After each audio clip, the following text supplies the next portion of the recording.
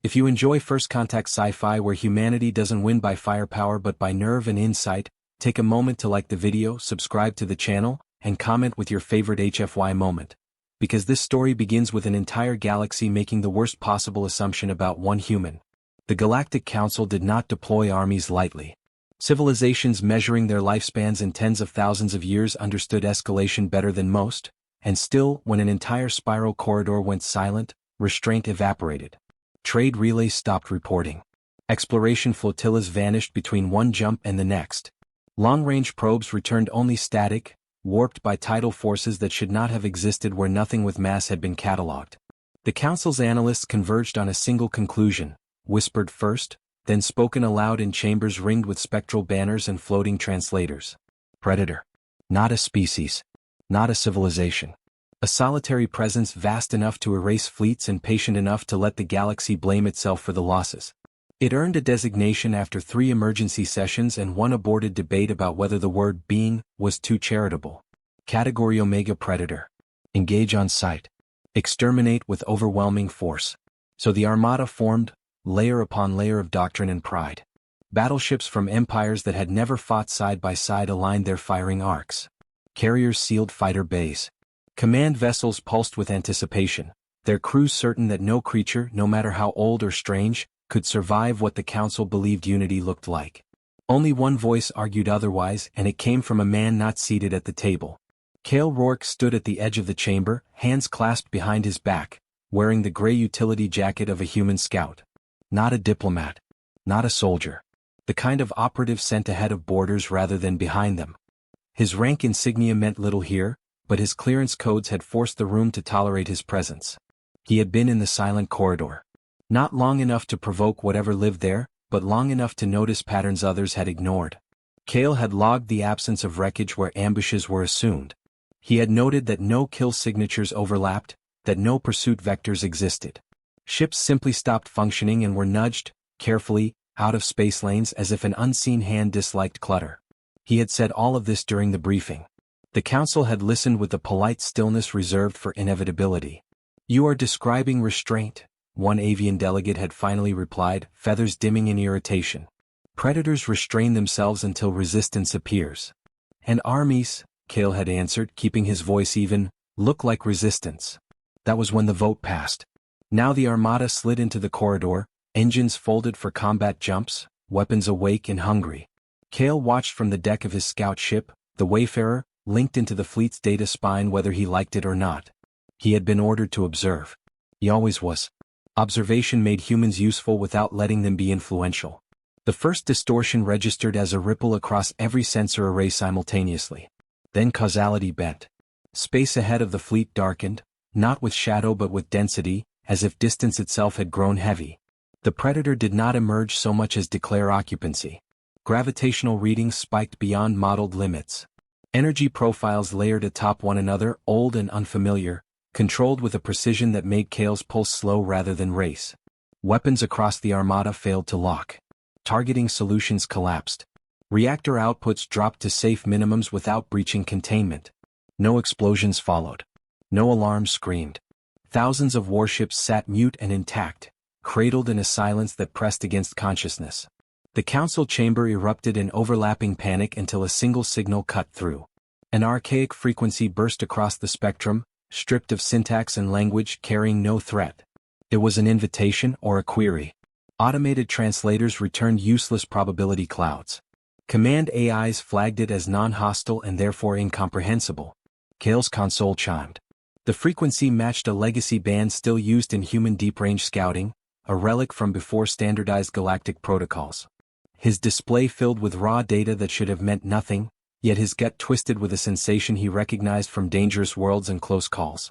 Being watched did not feel like this. Being assessed did. Against protocol, he opened a channel, not with words but with an acknowledgement pulse. Simple. Neutral. Human. The response came instantly, not louder but closer, as if the space around the Wayfarer leaned in. Images brushed the edge of his thoughts, stars burning out, species rising too fast and collapsing under their own expansion, corridors like this one rendered empty not by hunger but by necessity. There was no malice in it. Only curation. Cale swallowed. "You don't need to fight them," he said, knowing no one but the thing beyond the hull could hear him. They're afraid. They don't know how else to be. The Armada commanders demanded status reports. The Council demanded explanations. Cale ignored them because the presence ignored them entirely. Instead it focused on him. Not because he was strong. Not because he was armed. But because he had come without conquest in his thoughts the first time, and because even now, surrounded by the greatest war force the galaxy had ever built, his first instinct was not to shoot. A pressure settled over the Wayfarer, gentle and immense, and Cale understood the shape of the decision forming around him. The Predator was not choosing to speak to humanity. It was choosing one human. Outside, the Armada waited, powerless, furious and small. Inside his cockpit, Cale straightened in his seat and keyed an open log, his voice steady despite the weight of history pressing close. "This is Scout Rourke," he said softly. "I think we're just asked for a translator." And somewhere in the dark between stars, something old enough to terrify empires answered by listening.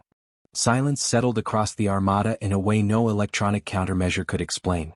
It was not the absence of noise but the presence of attention, a pressure that made officers aware of their breathing and admirals forget their rehearsed authority.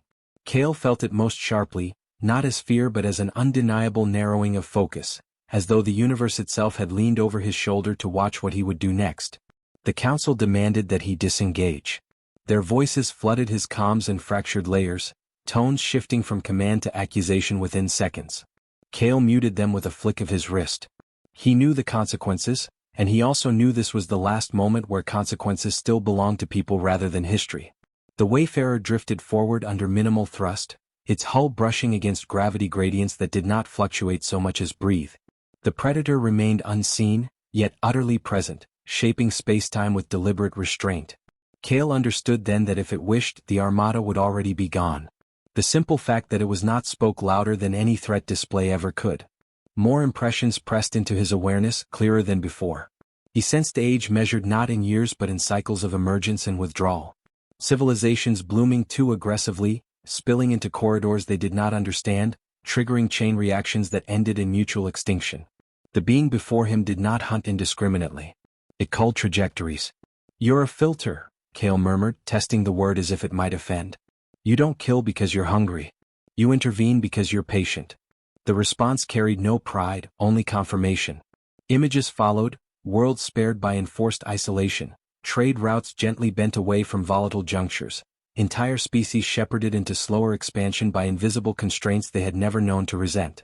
The Predator revealed itself not as a butcher but as a warden, its violence reserved for moments when growth became collapse. Behind Cale, panic metastasized. Security doctrines shattered in real time. Crews trained for enemy fleets now faced an intelligence that dismissed their weapons as irrelevant variables. Some captains ordered power spikes in defiance. Their reactors were immediately eased back down, systems overridden without damage or humiliation. The message was clear. Obedience was not required. Relevance was. "You're ignoring them," Cale said, feeling the truth crystallize as he spoke it. "That's making them dangerous." A pause stretched, conceptual not temporal, and then a focused reply. The Predator did not negotiate with collectives built on dominance hierarchies. Councils spoke in compromises backed by force, and armies replaced failure with escalation. That pattern had repeated often enough to become terminal. It was not contempt that excluded them from dialogue but efficiency. Cale exhaled slowly. "And humans?" Another exchange of impressions flowed in, sharper this time, personal. Cale saw archival echoes of human expeditions on feral worlds, scientists standing too close to predators because curiosity outweighed fear, hunters lowering weapons to test behavior rather than reflexes. He felt the weight of documentation, logs, warnings, preserved mistakes passed forward so others would not repeat them. Humanity did not rush to conquer predators. They studied them, then built fences instead of graves. "We were hunted once," Cale said quietly. "Everything alive on Earth sharpened itself on us. We survived by learning when not to challenge, when to back away, when coexistence was the smarter victory." This time the acknowledgement carried something unfamiliar. Recognition. The Predator focused further, compressing its vastness into a note of intent that felt almost intimate. It examined Cale not as a representative but as an individual, sifting through stress responses, emotional markers, micro-decisions. Cale did not hide. Human scouts were trained to endure scrutiny, especially from hostile terrains that punished hesitation. You're deciding whether I speak for my species, Kale said, the realization steadying him. And whether my species is one of the ones you let pass. The Predator did not refute that framing. Around them, the Armada remained suspended, war machines rendered into scenery.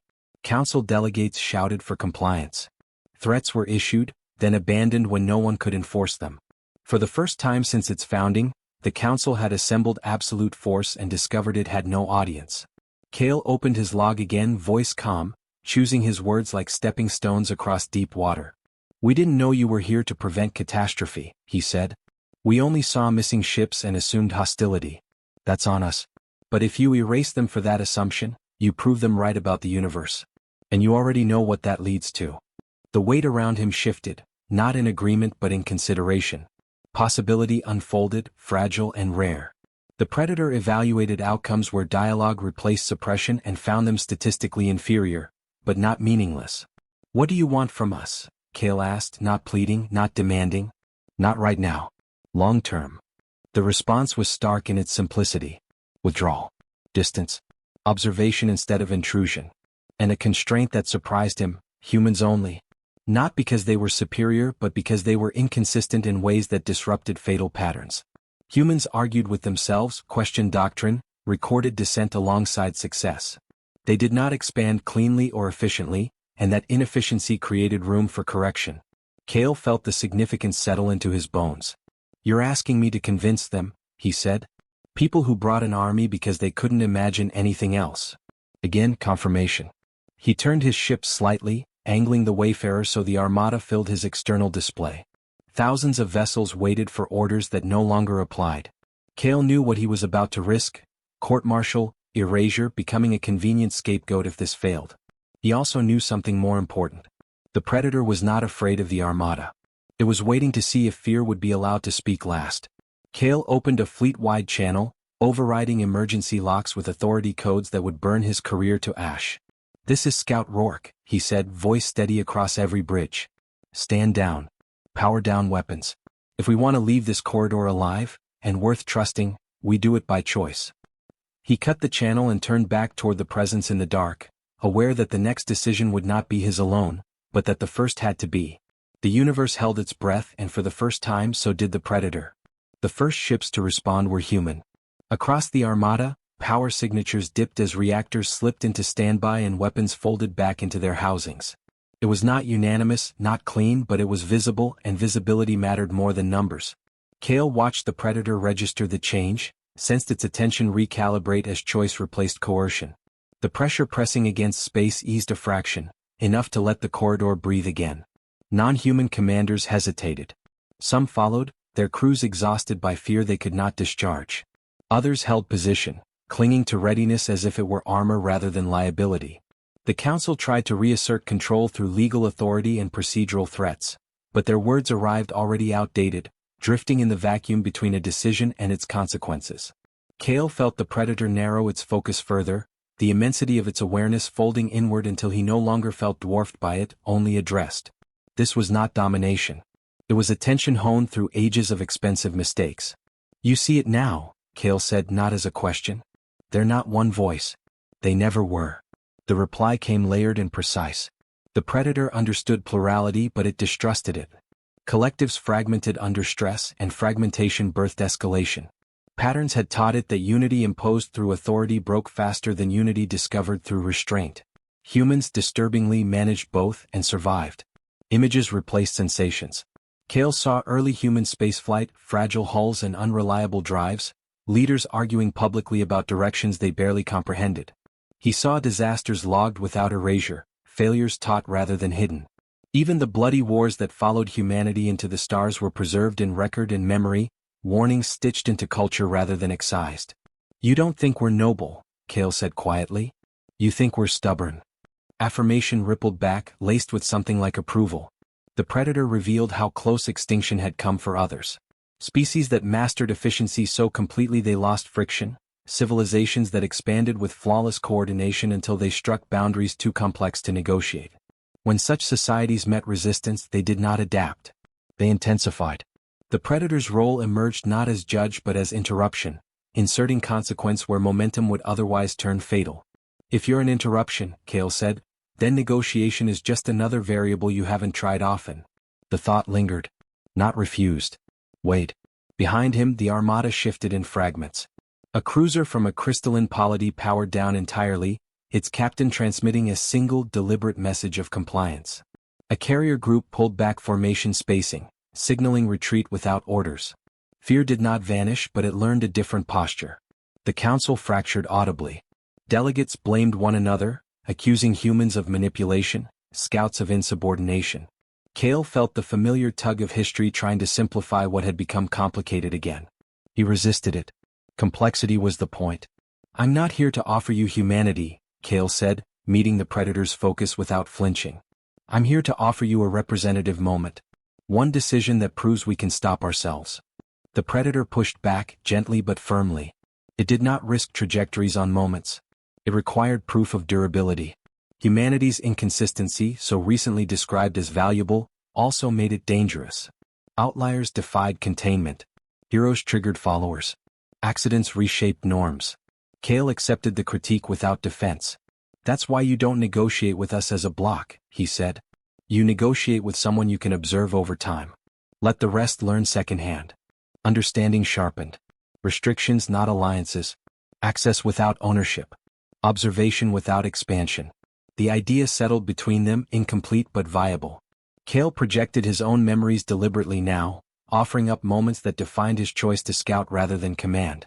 First contact gone wrong on a tidal world where a misinterpreted ritual nearly sparked genocide. The day his team stood down despite orders, choosing withdrawal over demonstration. The inquiry that followed, public and humiliating, that nevertheless preserved the truth. You let dissent survive, the Predator responded, the closest thing it had conveyed to amazement. Even when it costs you. Kale smiled faintly. Especially when it costs us. The pressure around the Wayfarer shifted again, this time not easing but reshaping, drawing boundaries rather than enforcing them. The Predator's presence withdrew from the fleet's immediate vicinity, its attention no longer a blanket but a lattice, selective and deliberate. It was not leaving. It was repositioning, creating space for a choice to propagate. Kale turned back to the armada, opening restricted channels one final time. This isn't a victory, he said, his voice carrying without force. It's a test we barely started. Anyone who fires, advances, or postures from this point on will speak alone, without humanity behind them. Some ships broke formation immediately, retreating farther than necessary. Others held fast, uncertain but unwilling to be isolated. The Council's authority bled away with each uncoordinated movement, replaced by something more volatile but more honest. Kale felt the Predator recede from his immediate consciousness, not as abandonment but as a deliberate stepping back, granting him the stage without disappearing from the audience. The last exchange brushed his thoughts, cool and precise. One cycle. Observation. Human presence tolerated, not trusted. Not yet. Kale acknowledged the terms without speaking. As the corridor's gravity normalized and navigation systems slowly unlocked, he leaned back in his seat, exhaustion finally catching up with resolve. The war the Council had prepared for was over before it began. What followed would be harder, slower, and far more dangerous. And for the first time in countless cycles, the Predator was willing to wait and see if a species could prove itself without being forced to. Kale set the Wayfarer on a holding course, alone between an armada relearning humility and a guardian that had decided, provisionally, not to end them. The future had not been secured. But it had, for the first time, been postponed. The corridor did not return to normal all at once. Systems came back in tiers, like a nervous animal testing its limbs after injury. Navigation resolved first, then sensors, then weapons. Last and reluctantly, as though the universe itself preferred they stay dormant. Kale watched the staggered recovery and understood the message embedded in the sequence. Power existed, unquestioned. Permission did not. The Council reconvened in emergency session without adjournment or decorum. Channels reopened in a chaos of accusation. Some delegates demanded immediate withdrawal, citing unacceptable vulnerability. Others called for retaliation, insisting that any intelligence capable of this level of control could not be allowed to exist unchallenged. A few, fewer than Kale had hoped, simply asked what the human had learned. He answered those queries and ignored the rest. You've all felt it, Kale said into the chamber-wide link, his voice steady because it had to be. Not an attack. A correction. Every system failure was reversible. Every opportunity to kill us was declined. That wasn't mercy. That was restraint. Restraint is temporary, a heavy world general snapped. So is patience. Only when provoked, Kale replied. We were warned before we ever arrived. We didn't listen. The general scoffed. You presume understanding where there is none. Kale did not argue the point. He redirected it. I presume accountability, he said. Which is more than we're showing now. Even as the debate spiraled, events overtook rhetoric. A coalition detachment attempted to reassert formation command, locking guidance protocols across subordinate ships. The corridor responded immediately. Not with force but with absence. The detachment's vessels found themselves isolated in pockets of deepening inertia, their signals delayed just enough to fracture coordination. No alarms sounded. No weapons fired. The maneuver collapsed under its own insistence.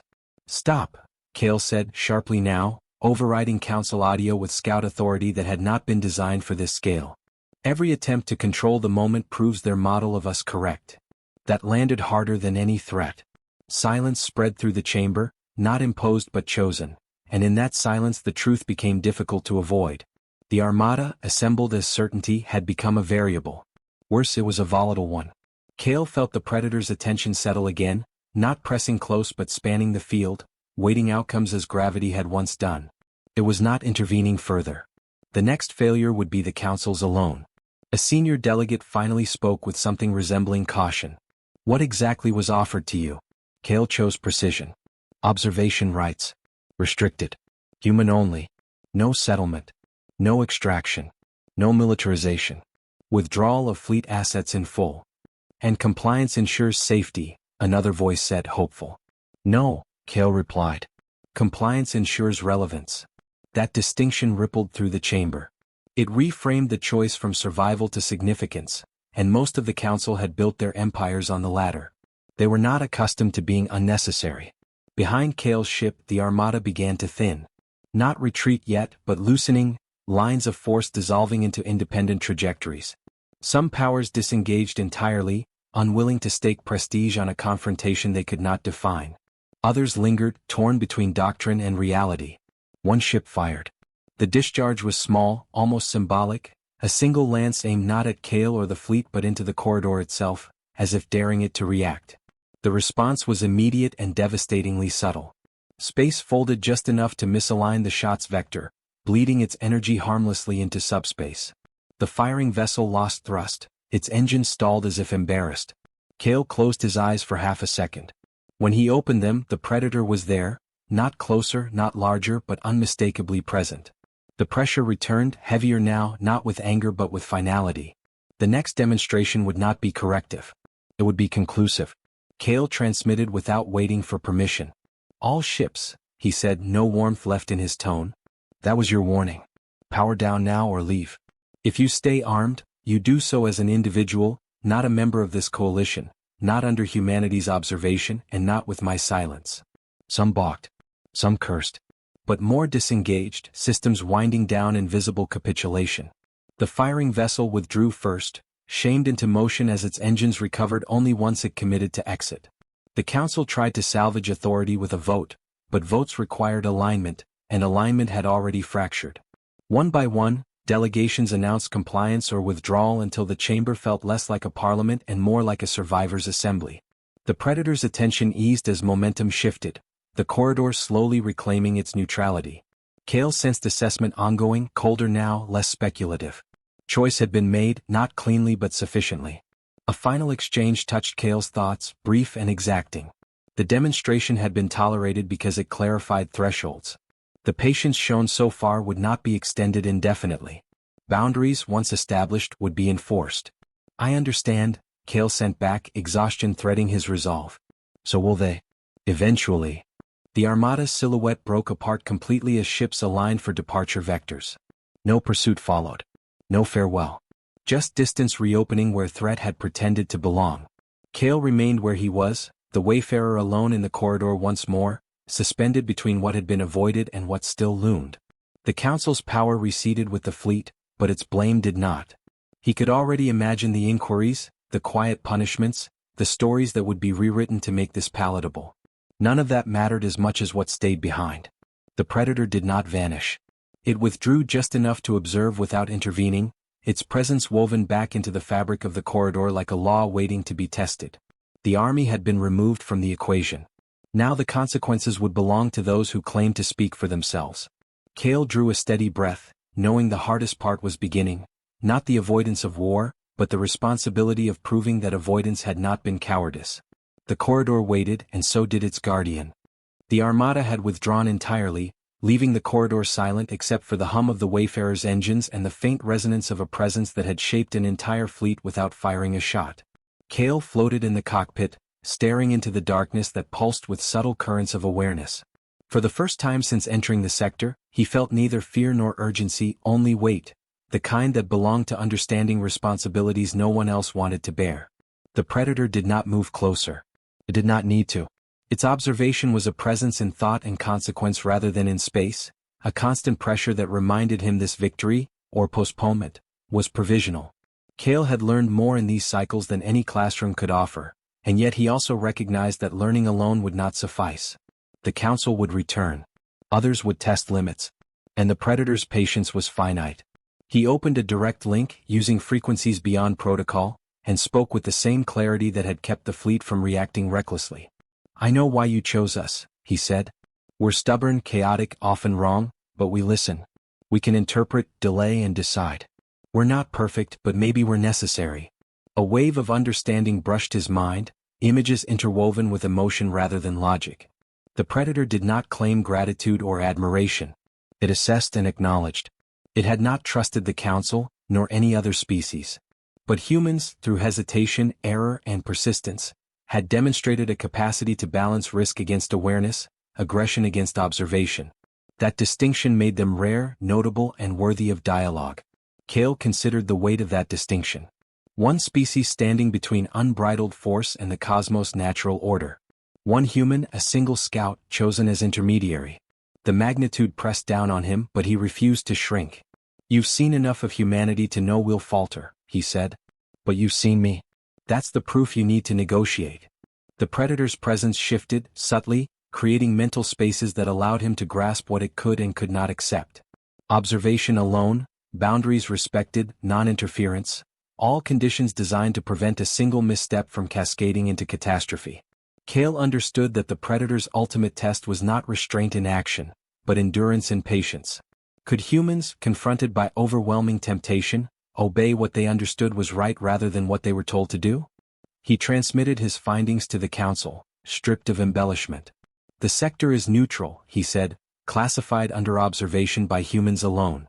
No fleets, no colonization, no interference. Compliance is not optional for us because failure is absolute. Any deviation, and this predator will act without negotiation." Out of the corner of his vision, he sensed the council's fury radiating like heat. Delegates argued, threatened, and recalculated. Cale let it wash over him. Their anger was irrelevant.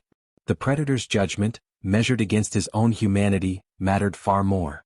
He turned his attention fully forward, toward the silent currents that carried the predator's awareness. "Do you trust us?" he asked aloud, even though he knew the answer would not come in words. Recognition rippled through his mind, subtle and precise. Not trust in the sense of surrender but acknowledgement, a test passed, a precedent established. He felt the corridor breathe, felt the pressure shift from weight to opportunity.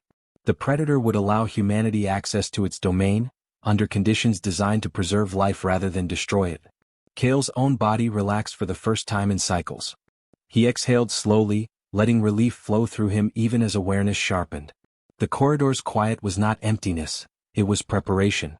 Observation would begin and humans would be accountable. He would be accountable. That accountability was both gift and burden. The Wayfarer's instruments picked up distant signals. Council ships retreating along exit vectors, fleet cohesion broken, individual commanders reconsidering doctrine. The predator allowed them this distance, this measure of autonomy, while holding the principle of enforcement in reserve. Cale smiled faintly. They had learned a lesson and he had delivered it. But the larger lesson was reserved for those who would follow. He sent one final message, carefully coded for posterity. "This is Scout Rourke. Humanity did not provoke, did not conquer, did not kill. We chose observation over violence, dialogue over aggression. If the galaxy is to learn anything from this, it is that restraint can be stronger than force when wielded wisely. Silence returned, more absolute than before, yet somehow lighter. The predator lingered, its presence no longer pressing but affirming, acknowledging that the corridor, and the decision to spare it, was stabilized. Cale realized he would remember this moment, carry it, not as triumph but as responsibility. The galaxy would test this precedent again, and he would be prepared as the observer, the messenger, the intermediary. Then the predator shifted fully, a movement that was not motion but declaration. The corridor's currents realigned, space and energy bending subtly to accommodate the presence in ways only perceptible to the mind trained for it. Cale felt it as a pulse through the wayfarer, an acknowledgement of boundaries, an invitation to continue without interference, a warning that patience had limits. He opened his comm one last time. "Acknowledged," he said softly, recording every nuance for future fleets, for future scouts, for those who would follow and need guidance. The predator did not respond verbally. It did not need to. Its judgment had been made clear. Cale drifted in the cockpit, staring into darkness alive with presence, and understood the final truth: humanity had not conquered the predator. It had earned its place beside it. That subtle, fragile recognition mattered more than victory, more than fear, more than firepower. In that silence, one human and one incomprehensible intelligence shared understanding, and the galaxy held its breath. A predator that could have destroyed them all had chosen dialogue. A human that could have cowered had chosen courage. Cale's final thought before disengaging sensors was simple yet profound. We did not defeat the predator. We proved we could be trusted. The corridor stretched on endlessly ahead, neutral and watchful. Behind him, the council retreated in fractured pride. Ahead, the predator remained, patient and vigilant, a constant reminder that some of the universe's greatest threats did not strike to kill. They waited to see if life could understand itself. Cale adjusted the Wayfarer's course, alone but no longer small, and set out to record the beginning of a new chapter. One where humans were not pawns of fear but interpreters of consequence. The climax had passed without destruction, yet the stakes had never been higher, and for the first time, Cale felt the weight of possibility as fully as he felt the weight of responsibility. The predator watched. Humanity listened.